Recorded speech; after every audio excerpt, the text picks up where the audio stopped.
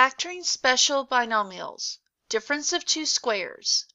A squared minus b squared equals a plus b times a minus b. In words, the difference of the squares of two terms is the product of the sum of the terms and the difference of the terms. Sum of two squares. The binomial x squared plus 25 is prime. Except for factoring out the GCF, the sum of two squares cannot be factored. In this example, we want to factor completely x squared minus 9. We'll use our formula a squared minus b squared equals a plus b times a minus b. So we have our two parentheses. First, we want to find a. What times itself gives us x squared, which is x. So I have x in each parenthesis. My b squared is equal to 9. That means b has to be 3 because 3 times 3 is 9. Then I need a minus and a plus. X squared minus 9 is equal to x minus 3 times x plus 3. In this example, we want to factor completely 64x squared minus 49y squared. I'll have my two parentheses. 64 is 8 times 8. X squared is x times x. 49 is 7 times 7. And y squared is y times y. I have a plus and a minus. And my answer, and my final answer, in one parenthesis, 8x plus 7y, in the other parenthesis, 8x minus 7y. Factoring special binomials. Sum or difference of two cubes. The pattern is, if you have a cubed plus b cubed, it's equal to a plus b in one parenthesis, and in my other parenthesis, a squared minus ab plus b squared. This is the sum of two cubes. For the difference of two cubes, a cubed minus b cubed equals a minus b, parentheses, a squared plus ab plus b squared. In this example, we want to factor completely x to the third plus 27. We want to remember that 27 is equal to 3 to the third power. This is the difference of two cubes, so my first parenthesis is a plus b. Since x times x times x is x cubed, my a is x. Bring over my plus. Since 3 times 3 times 3 is 27, my b is 3. Close that parenthesis, open the next, where I have a squared. Since my a is x, that gives me x squared, minus a times b is 3x, plus b squared, since b is 3, 3 squared is 9. Remember that x times x squared should give us our x cubed, and that 3 times 9 should give us 27. So my final answer is, in one parenthesis, x plus 3, in my other parenthesis, x squared minus 3x plus 9. In this example, factor completely x to the third minus 8. So for this one, we want to remember that 8 is equal to 2 to the third power. So in my first parenthesis, I have a minus b, or x minus 2. In my second parenthesis, I have x squared plus a times b, which would be 2x, plus b squared. 2 squared is 4. So my final answer is parenthesis x minus 2, in my other parenthesis, x squared plus 2x plus 4. 5-step factoring strategy. These 5 steps can be used to factor many polynomials. Steps 2 to 4 can be applied to the entire polynomial or to a factor of the polynomial. Number 1, if the leading coefficient is positive and the GCF is not 1, factor out the GCF. If the leading coefficient is negative, factor out the opposite of the GCF. 2. For a binomial, try to use one of the properties for the difference of two squares, the sum of two cubes, or the difference of two cubes. 3. For a trinomial of the form ax squared plus bx plus c, a, if a equals 1, try to find two integers whose product is c and whose sum is b. b, if a does not equal 1, try to factor by using trial and error or by grouping. Number 4. For an expression with 4 terms, try factoring by grouping. Number 5. Continue applying steps 2 to 4 until the polynomial is completely factored. In this example, factor completely 81 k to the 4th minus 16.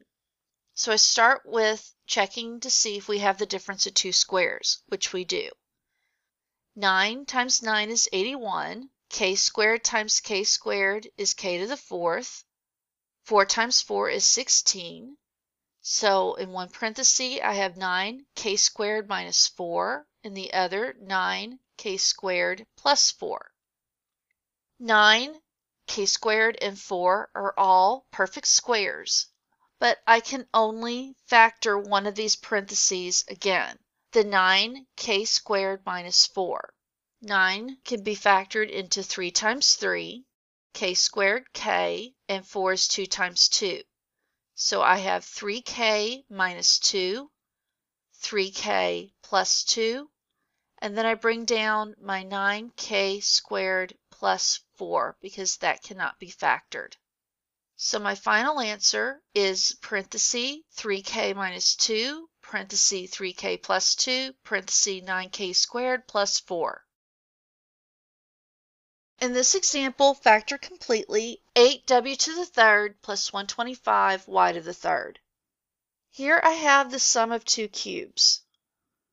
8 is 2 to the 3rd power, w to the 3rd is w to the 3rd power, bring over my plus, 125 is 5 to the 3rd power, and y to the 3rd is just y to the 3rd power. For my trinomial, I take my first term and square it. That gives me 4w squared. Change my sign. 2w times 5y is 10wy. Always a plus. Square the last term. 25y to the 2nd. So my final answer is 2w plus 5y in one parenthesis. My other parenthesis is 4w squared minus 10wy plus 25y to the 2nd. In this example, we want to factor completely negative 5x to the 3rd plus 45x. Here, I not only have a greatest common factor, but I have a negative leading coefficient. So I want to factor out negative 5 and x, which leaves me with x squared minus 9. X squared minus 9 is the difference of two squares. So I can factor that into x minus 3, x plus 3. So my final answer is negative 5x times parenthesis x minus 3 times parenthesis x plus 3. In this example, factor completely 2x to the 5th y minus 54x squared y to the 4th.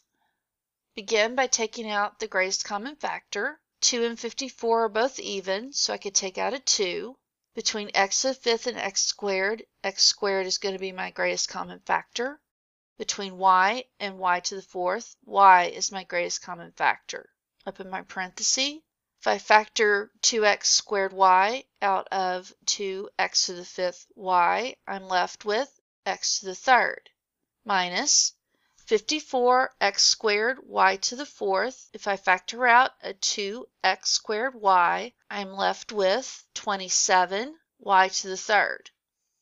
X cubed minus 27y cubed is the difference of two cubes.